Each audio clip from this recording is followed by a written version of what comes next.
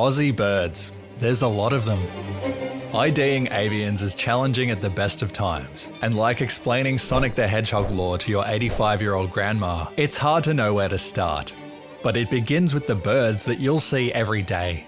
In part 2 of this series on our most common birds, we're going fiercer, stranger, and bigger than ever before. Sunny's on, Blunny's on. Yep, it's birdin' time.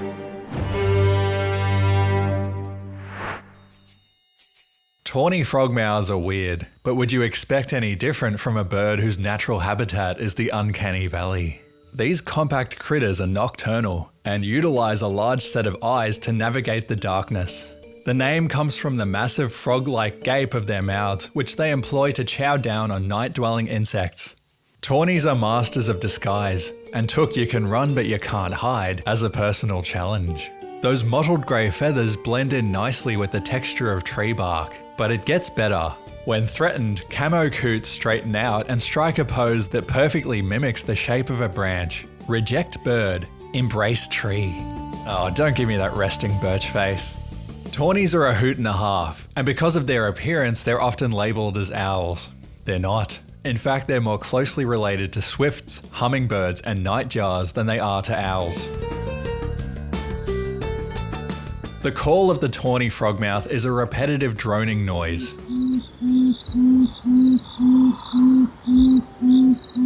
Lovely bit of avian deep house to lull you to sleep. King parrots might be my favourite bird ever. Competition is fierce though. They're adorable, friendly, and used to pay me a regal visit on a weekly basis. I had to move. Still miss you, man. Hope the misses as well. They look like the second Pokemon evolution of the Rosella, which they're often mistaken for. However, the king's closest relatives are the princess and regent parrots. Got the whole royal family here, all without wasting taxpayer dollars.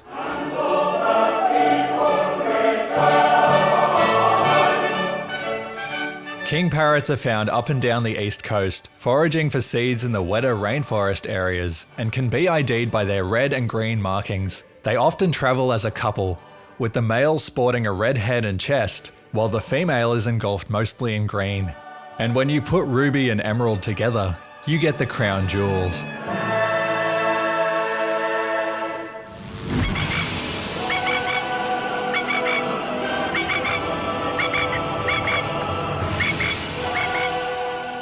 Yes, we're finally covering it. A lot of people were bum blasted they didn't get a mention the first time around, especially this guy. This is the masked lapwing, also known as the spur-winged plover.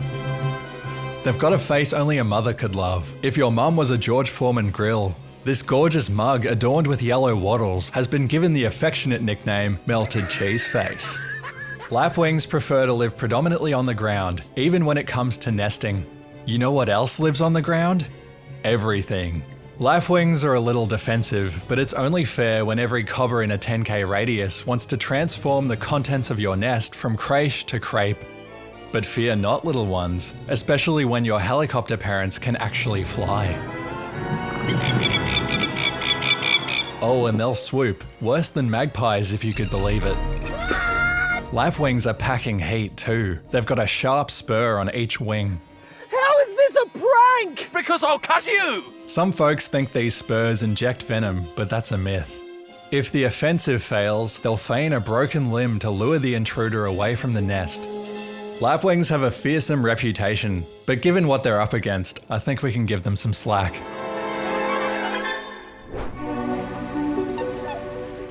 Swans are the supermodels of the bird world.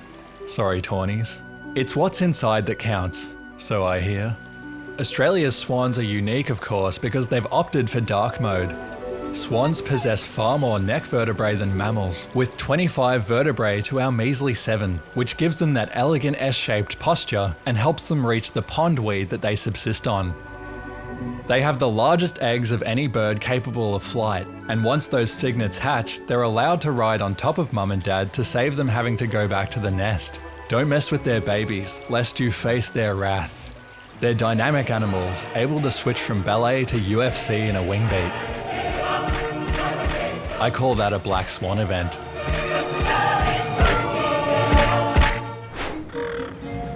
Every country in the world has a bird species that's simply called the seagull.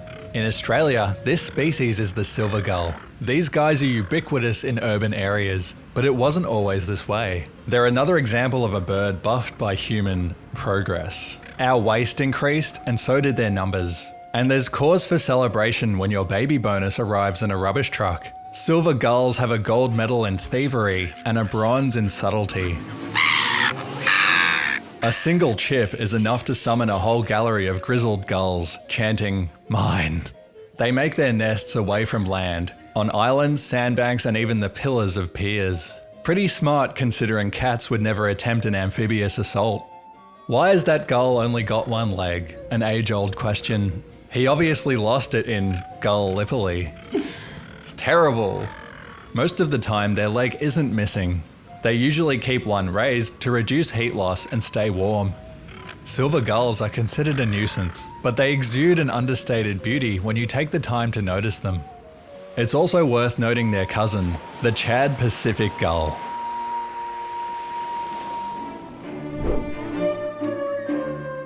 Brush turkeys are large ground dwellers that, while they resemble the American wild turkey, are not related to them at all. Its closest relative is the elusive malleefowl.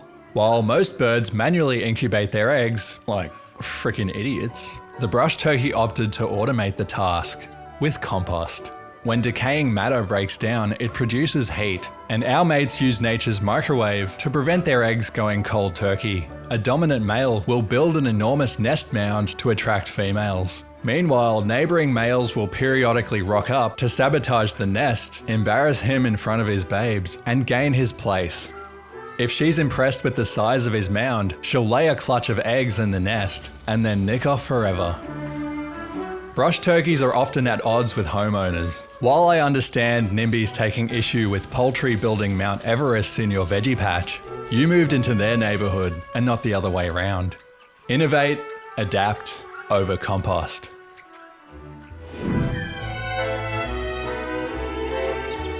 The avian silhouette before you might look like a raven, but if you look closely you might see their trademark white wings and those striking red eyes. This is a white-winged chough, one of only 2 species of Australian mud nesters. Their scarlet peepers become even more crimson when threatened, caused by increasing blood flow to the eyes. Choughs live in groups of up to 20 and fossick on the forest floor for insects. Their call is a descending whistle and quite atmospheric to witness as a chorus.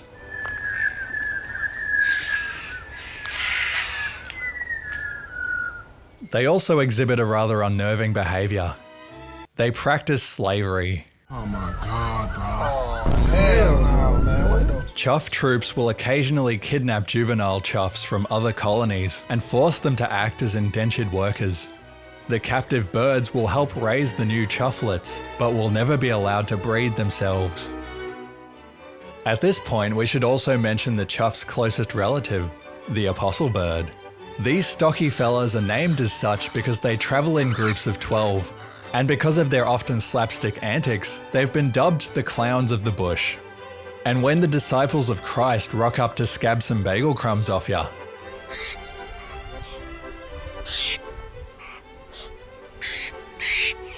it's all just bread and circuses.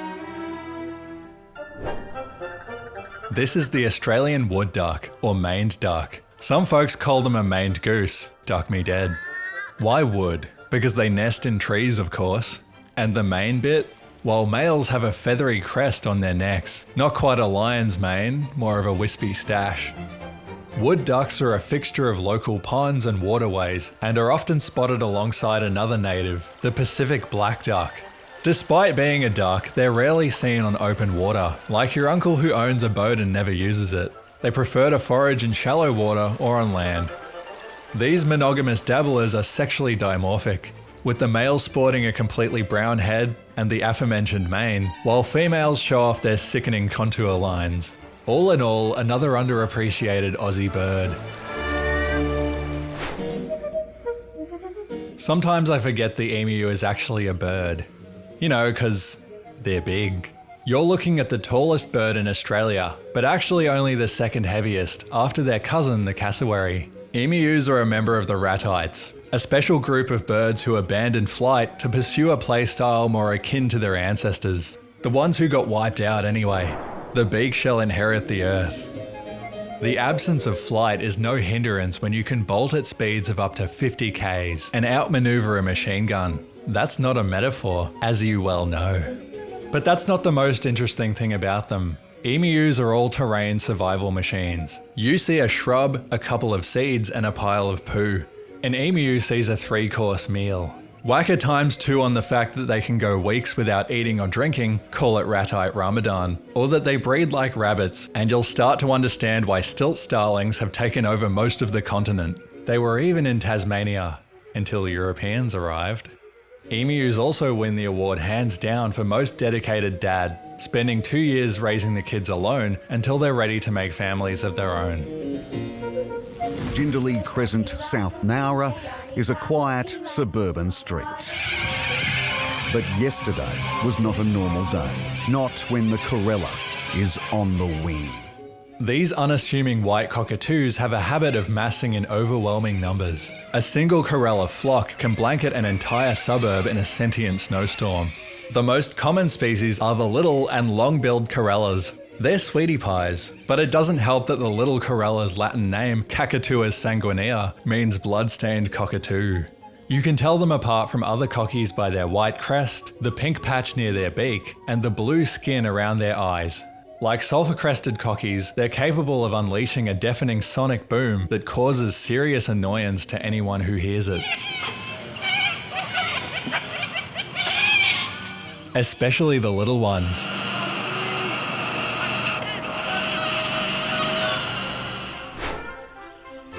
My inability to include budgies in the first video was a colossal failure. Nay, it was heresy. Look, the budgerigar is an iconic Aussie bird, and they are common, just not in any major metropolitan areas. Wild budgies prefer the open expanse of arid and semi-arid environments. Same with cockatiels. Wild budgies normally flock in numbers up to 100 birds, but after rainfall this swells into the thousands. A budgerigar flock of this magnitude becomes a single-minded organism, pooling their collective consciousness to locate food and water sources. Sometimes they'll congregate around a car's windscreen, most likely because they've mistaken it for the reflection of water, but the only oasis is playing on the car's sound system. Offer the thirsty fellas a drink if you're out on the tracks. When Dutch explorers stumbled upon the arid west coast of Australia, they decided to name it after a land so waterlogged you have to wear wooden shoes for buoyancy. Thus, we ended up with the name New Holland. And this bird has nothing to do with that story, it just drinks nectar. New Holland honeyeaters are striking little birds, striped in black and white with a patch of vibrant yellow. The telltale sign of a New Holland is their cartoonish white eyes, like they were drawn by Matt Groening. They absolutely froth a Banksia or a Hakea, the nectar of which they enjoy sipping. Regent and helmeted honeyeaters might be more revered for their rarity, but the New Holland is a classic little bird, and I just think they're neat.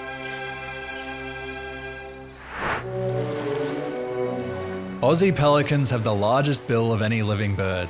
They're excellent soarers and can remain airborne for 24 hours, covering immense distances. Although mainly thought of as coastal birds, they'll travel hundreds of k's inland, even as far as Lake Eyre. Pelicans eat a variety of aquatic critters. Their bill sac is not for storing food, but acts as a fishing net before they quickly swallow their meal.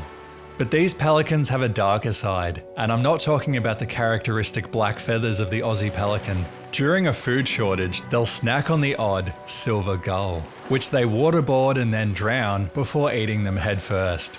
Brutal. Cannibalism of young pelicans has also been reported. Also, this is a pelican yawning, if the previous facts weren't nightmare fuel enough.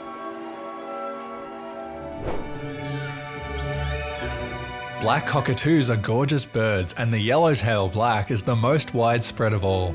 These cockies have a strong beak and traditionally gorge themselves on the seeds of native trees like Banksias and Hakeas. However, since the introduction of an American tourist, the Monterey pine, they've gone absolutely skits for pine cones. Males can be differentiated by the red ring around their eyes and the more prominent crest. The call of the yellowtail black is delightful.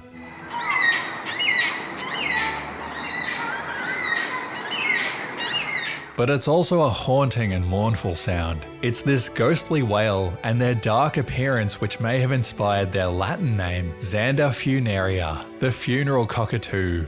Which is ironic when you've got a call that could wake the dead.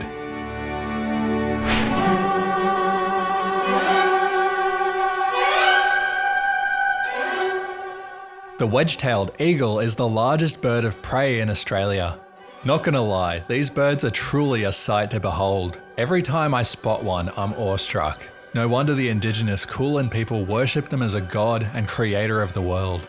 Wedge-tails are the top flight of the ecosystem, coasting at altitudes of up to 2 kilometers high, and they're adaptable eaters. Oh, I'm gunning for a food, mate. Oh yeah, what are you thinking? The entire food chain. Birds, lizards, mammals, it's all fair game. And they'll even go vulture mode and gorge themselves on animals past their use-by date. Working together, a group of eagles can even topple an adult kangaroo. Teamwork makes the dream work. Tragically, wedgies themselves will fall on occasion.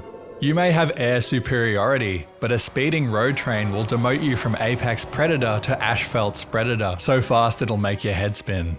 Because of their gargantuan wingspan of almost 3 meters, they've got the dial-up internet of takeoffs and often can't get away in time. Wedgetails were hunted extensively nationwide in the past, mostly based on an assumption that they killed livestock. They were just cleaning up the carcasses. Fortunately, they've made a comeback, and eagle numbers are soaring once more.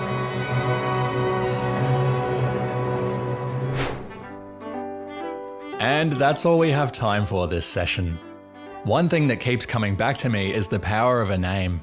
Upon learning an avian alias, suddenly the feathered friend you're looking at isn't just some bird, but a little wattle bird, a spotted pardalote, or a pheasant cowcall.